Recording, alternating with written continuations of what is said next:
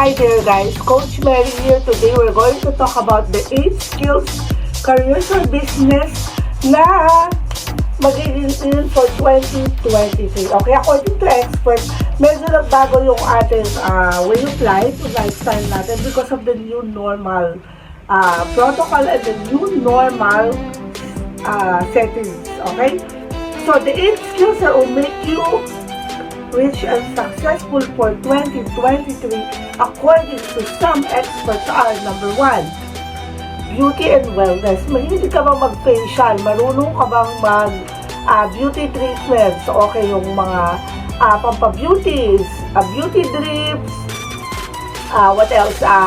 Facial, okay, yung meron ka mga machine para maglinis sa mukha o magbigay ng beauty treatment.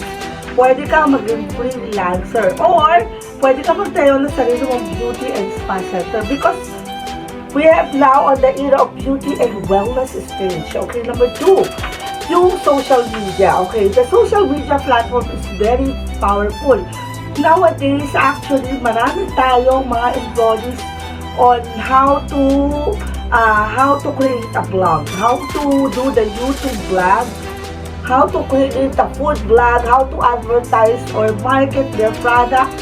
They also chooses that courses. Now, if you can teach or if you can guide someone on them, you will be paid. Okay, number 3, yung trend online. Are you aware of the trend? Okay, yung mga products na ngayon, okay, well, it's good. You can also sell that. Okay, number 4, ngayon, nandito tayo sa idea. Masyado na tayo yung idea because of what we see, because of we are visual, we have social media platforms, we have YouTube, we have Facebook, we have Instagram, we have Twitter, and so on. Okay, so, ano ba ang maganda? Siyempre, mas maganda kung futuristic ka. And binibigyan mo, mabilis ang tao ay nahihirapan silang mag-conceptualize. So, if you can conceptualize anything like business, or like a house, meron ka mga mabilis, bigyan mo yung tao ng idea on how to build things. So, hindi sila masyadong nahihirapan or na-stress. Kasi for example, yung mga design ng bahay, pwede kang gumawa nun. If you're an architecture or interior designer, you can offer your service for that and you will be paid as well. Okay, number 5, yung image at personality. Nowadays, importante yung ating image, yung ating personality sa social media, okay? Lalo na yung mga influencer, okay? So, people get to know you deeper, not just by your looks, yung capability mo, yung iyong pagiging immersed sa isang industry, they will look at that and you have to build your image. So, we have like image specialists or personality development coach. We have also beauty coach, fitness coach, something like that. We have also life coaches. Okay, so for those who have anxiety, depression, kung hindi naman ganun kalala yung kalagayan, okay, you can consult a life coach, diba? Okay, what else? Technology. Are you aware na syempre most slot ngayon sa mga malls, they offer cellphone repair, cellphone accessories, gadgets, and talagang nagbo-boom yung business nila. Lalo na yung mga nag-buy and sell, nagtitinda sila ng mga ring light, okay, camera, webcam, speakers, microphones.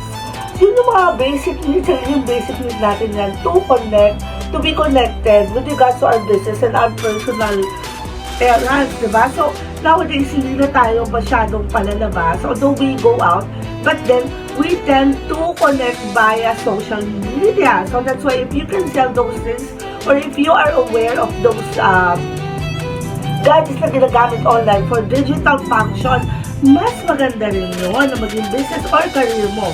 Okay, number 7, yung fitness and wellness. Okay, yung mga food supplements. Yung mga nadidiscover nila outside, excuse me, doon sa mga malalayong lugar, they supply you with seaweeds, they supply you with yung mga raw materials or indigenous raw materials na pwede mong supply sa isang factory or manufacturing. That is also good because nowadays people doesn't have time to travel or to make to do the errands to acquire those things. So imagine if you can do that, also documents, papers, processing. If you can do that as a freelance or you have an office who process those paperwork, well and good. Okay, ang number 8 natin, of course, yung tinatawag nila na design. Okay, you know how to do interior designs, house designs. You can offer that also for free, or you can establish an office or a business who can cater designs. Diba? Okay, so basic talaga natin yung food, shelter, and clothing, hindi mawawala yan because we need to dress up for us to look good, for us to be presentable. Now, number 2, yung food business, maganda rin because that is basic need.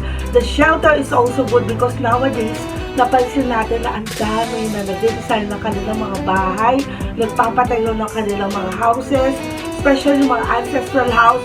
If you can do those things, those skills and business or careers can help you out to make it big in 2023. Okay, so this is Coach Mary. Have a great day, everyone. Stay beautiful. Bye.